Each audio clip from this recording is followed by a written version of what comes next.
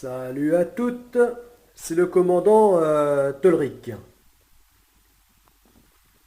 Alors, une grosse décision prise ce jour d'ascension 2018, donc ce 10 mai 2018. Eh bien, cette grosse décision, c'est en fait plusieurs décisions, mais qui comme souvent,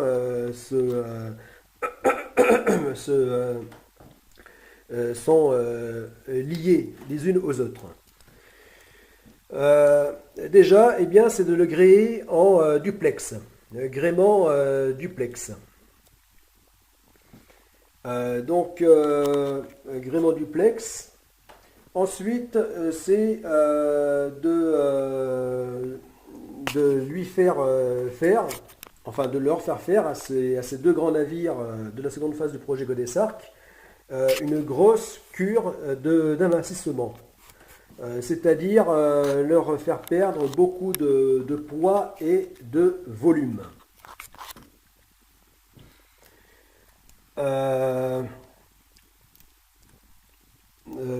Voilà. Et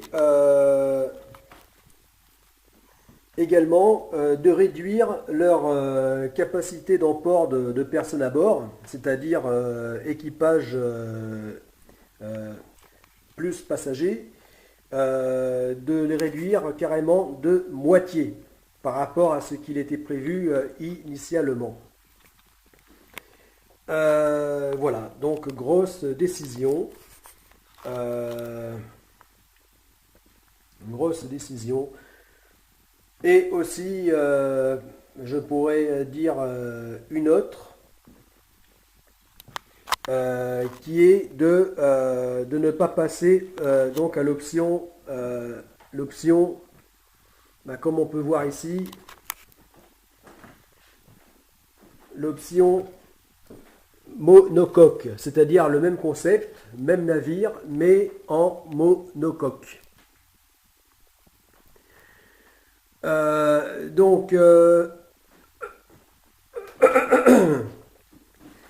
Voilà, alors c'est, je vais pas tout expliquer parce que c'est trop complexe, trop long.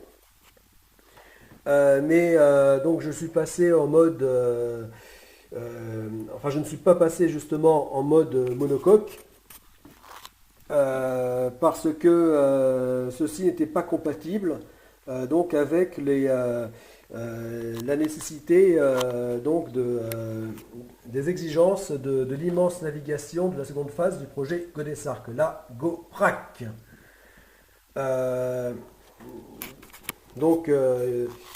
Parce que la GoPrac étant une navigation tellement hors norme qu'il faut vraiment, qu'elle nécessite vraiment donc un navire, deux, là précisément, donc deux navires de soutien. Donc je rappelle, donc un navire de soutien aux conquérants.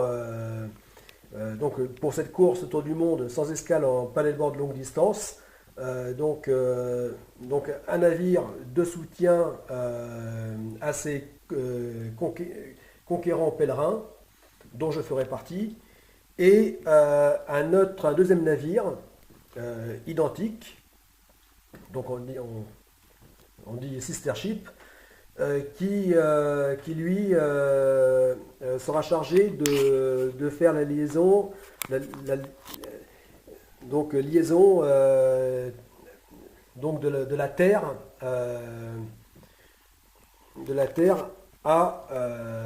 au navire de soutien, enfin au navire base.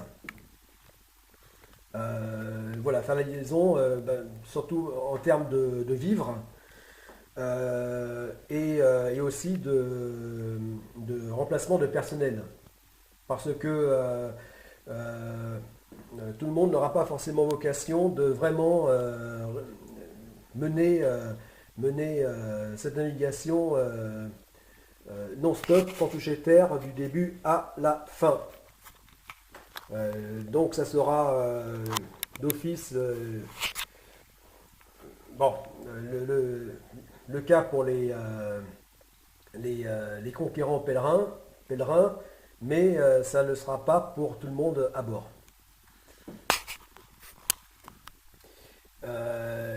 Donc, pour ça, il faut donc deux navires très particuliers, vraiment hors normes. Oui, alors aussi, le fait qu'ils soient identiques est nécessaire de façon à pouvoir changer, servir de rechange. C'est-à-dire que si l'un a des problèmes graves, qu'il arrive des accidents, voire même des accidents, eh bien que les équipements puissent être permutables. Voilà, de façon à s'assurer qu'il y ait toujours au moins un navire base qui puisse rester opérationnel, quoi qu'il arrive. Voilà, donc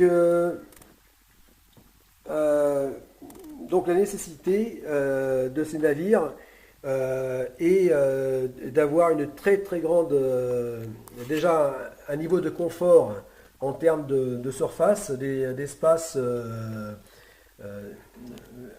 vraiment hors normes, et sans compromettre la capacité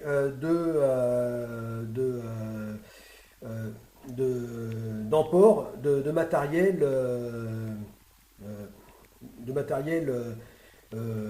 donc encombrant et complexe. Voilà. Et donc tout ceci n'était pas compatible de le faire dans une seule coque, donc de seulement large de 20 mètres au lieu de 60. Voilà. Autrement dit, il n'était pas possible de mettre dans une petite boîte ce que l'on n'arrive déjà pas à placer dans une grande. Donc c'est pour cette raison que je suis resté à l'option multicoque.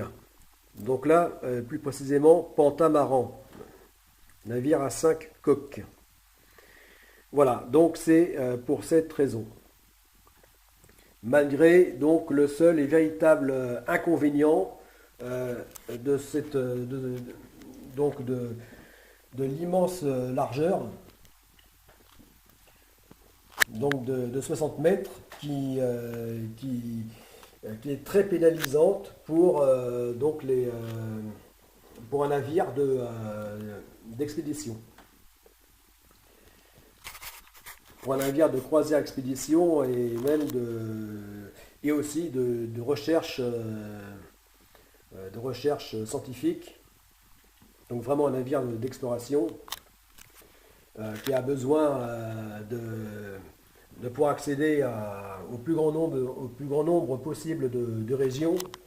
Et donc ceci c'est vrai, est vraiment pénalisant, alors que une largeur de seulement 20 mètres pour la même longueur, c'est-à-dire 180 mètres, aurait été l'idéal. Voilà, aurait permis au navire de pouvoir accéder vraiment dans beaucoup plus d'endroits, notamment l'accès aux grands lacs d'Amérique du Nord.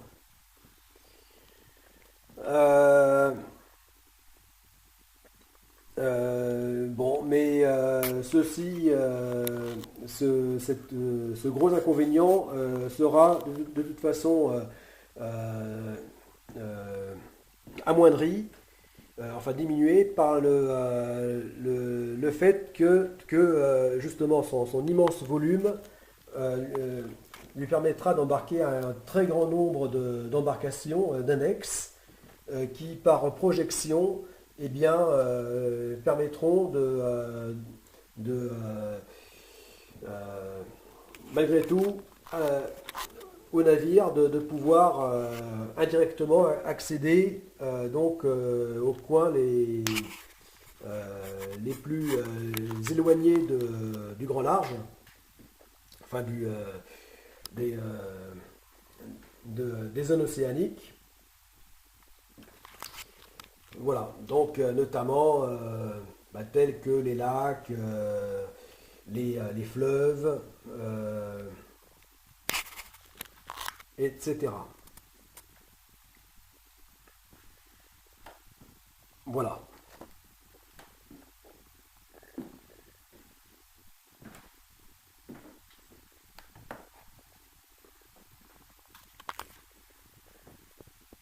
Voilà.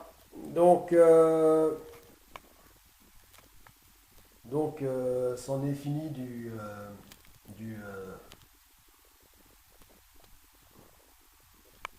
enfin, c'en est pas fini puisque je n'ai même pas confirmé. C'est juste été une idée, mais que je n'ai pas validée pour les raisons que je viens d'expliquer. Mais c'était une idée aussi très séduisante. Voilà, que de, euh, que d'avoir ce dracard futuriste du XXIe siècle en mode monocoque, comme sont à la base les dracars eux-mêmes, donc en mode monocoque. Donc voilà, qui avait aussi beaucoup d'autres avantages. Mais avec le problème d'avoir donc les inconvénients rédhibitoires pour les navires de, de la seconde phase du projet Godesarc. Voilà.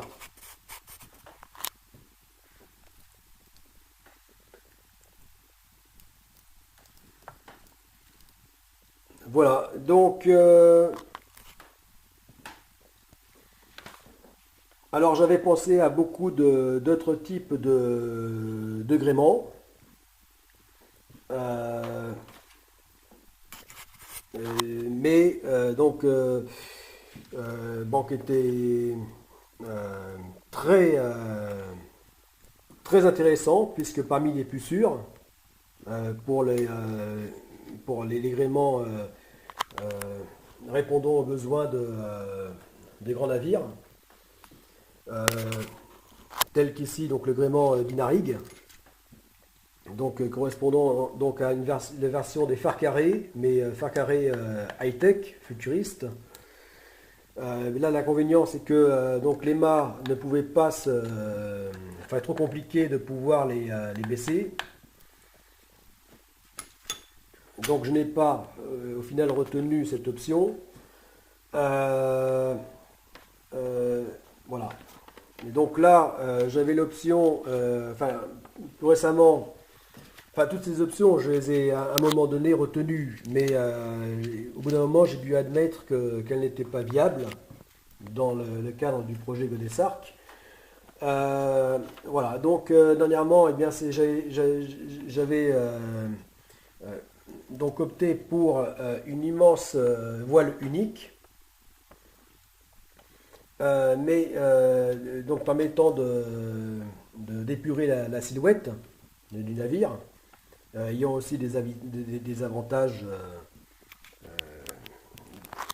de gros avantages, mais, mais aussi enfin, des gros avantages donc en termes de, en termes d'efficacité nautique, mais aussi de gros inconvénients techniques.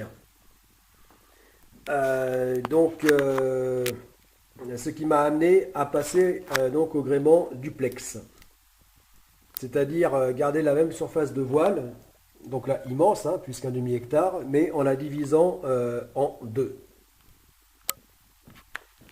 Voilà, c'est-à-dire avec deux voiles de seulement, entre guillemets, je dis entre guillemets parce qu'elle reste gigantesque. Donc de... Ah, je stoppe.